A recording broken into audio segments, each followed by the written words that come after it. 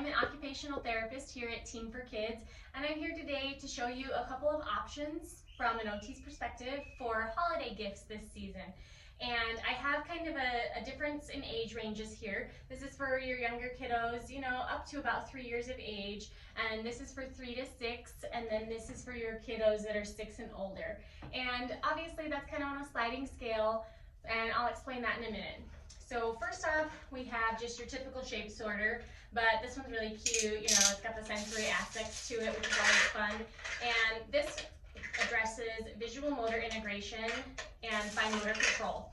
And what visual perceptual skills and visual motor integration are is the ability to tell that this one is a heart and this one is a triangle, and then to actually use your visual perceptual skills, which is that ability to tell the difference, and then your visual motor integration, which is your ability to see it and then make the motor plan to actually put it in the hole. And so that's really good for kiddos, and that's important for later in life when they're doing handwriting and things along those lines. Kind of the same thing. You have this cute little hedgehog friend, and he can be your villain in your child's story, or he can be their friend because he's super cute, but then you're also getting the visual perceptual of where's the hole, and then I have to actually go and put the peg in the hole.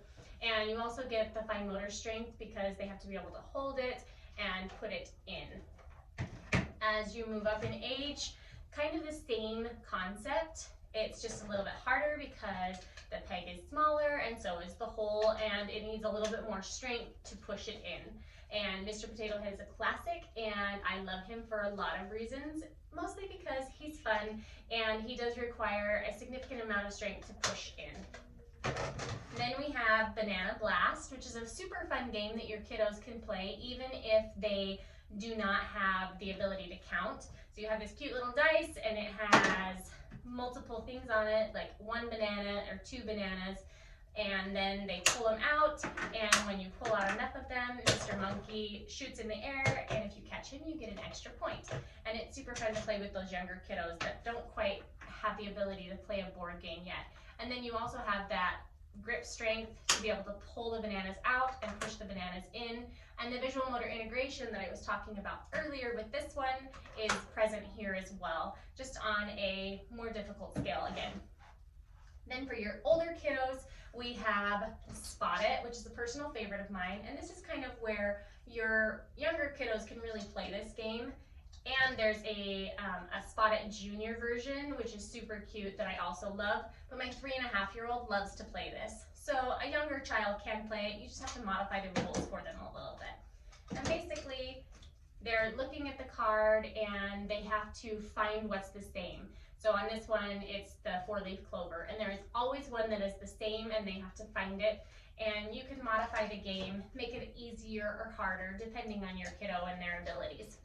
And then there's Blink. It's kind of the same concept. You match the cards based on the color or the number or the shape. So for example, these ones are both blue, or these ones there's 5 on both of the cards.